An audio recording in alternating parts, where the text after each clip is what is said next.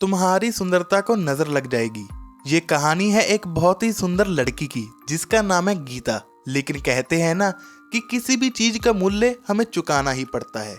कुछ ऐसा ही हुआ गीता के साथ। गीता को भी आम लड़कियों की तरह खेलने का बहुत शौक था, लेकिन गीता की माँ कभी भी गीता को घर से बाहर नहीं निकलने देती थी। जब भी गीता अपनी माँ से कहती कि मुझे भी घर से बाहर जाकर दूसरी लड़कियों के साथ खेलना है, तो गीता की माँ हमेशा यही कहती कि कहीं नहीं जाओगी तुम, ये दुनिया बहुत जालिम है, तुम्हारी सुंदरता को नजर लग जाएगी। गीता हमेशा अपने आप को कोसती रहती और खुद से यही कहती कि क्या मिला इतना सुंदर होने का, मेरी सुंदरता के कारण मुझसे मेरी आजादी भी छिन गई। गीता हमेशा भगवान से प्रार्थना करती कि मैं इस जिंदगी से बिल्कुल भी खुश नहीं हूँ, मुझे भी बाहर जाना है, मुझे भी सखियां बनानी है, मुझे भी बाहर जाकर दूसरे बच्चों के साथ खेलना है। लेकिन गीता को ऐसा लगने लगा था कि भगवान भी गीता की बात नहीं सुनते।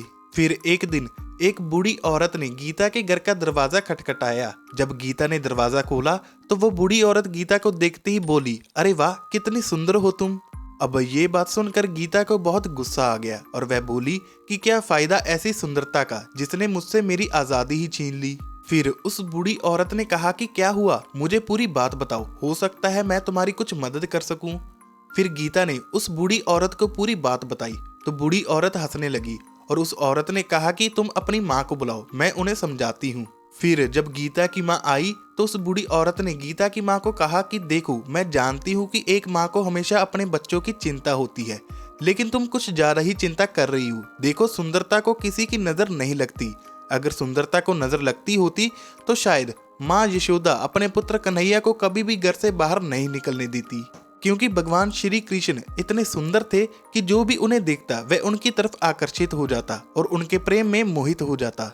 जब यशोदा माँ ने अपने पुत्र कन्हैया पर कोई पाबंदी नहीं लगाई तो तुम कैसे अपनी पुत्री पर पाबंदी लगा सकती हो। तुम उसकी सुंदरता को नजर से बचाने के चक्कर में उससे उसकी खुशियां छीन रही हो।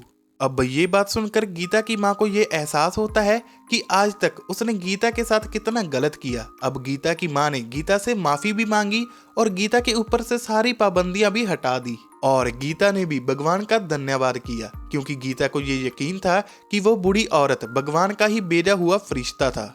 इस कहानी से हमें यह शिक्षा मिलती है कि हमें किसी भी बात को लेकर ज्यादा चिंता नहीं करनी चाहिए। बहुत सी बार वह बात जिसकी हम चिंता करते हैं वो इतनी बड़ी नहीं होती जितना हम उसके बारे में सोच सोच कर उसे मान लेते हैं। और ये बात हमेशा याद रखना कि चिंता चिता के समान है।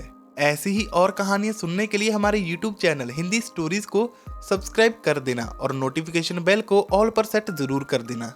अगर ये कहानी पसंद आई तो वीडियो को लाइक और शेयर कर देना और अपने विचार कमेंट सेक्शन में जरूर बताना। मिलते हैं बहुत ही जल्द एक नई कहानी के साथ।